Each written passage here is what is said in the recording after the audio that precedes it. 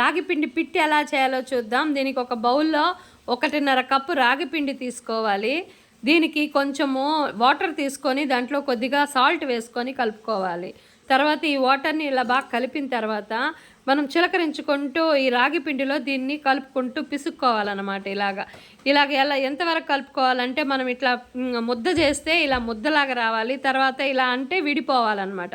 అలా వచ్చే వరకు మనం ఈ ఉప్పు నీళ్ళని దాంతో కలుపుకుంటూ పిసుక్కుంటూ ఉండాలి. ఉండలు లేకుండా కలుపుకోవాలి.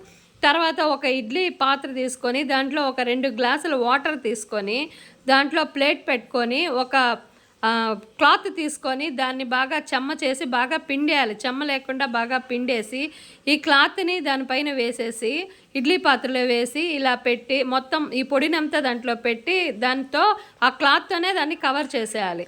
తర్వాత కొద్దిగా కొబ్బరి తీసుకొని ఇలా తురిమి పెట్టుకోవాలి. ఇప్పుడు మనం దాదాపు ఒక 20 నిమిషాల సేపు ఉడకనివ్వాలి. తర్వాత ఉడికినిస్తే అది ఎలా ఉంటుందంటే రబ్బర్ లాగా ఉంటుంది. ఉడికిన తర్వాత మనం పట్టుకొని చూస్తే రబ్బర్ లాగా ఉండాలి.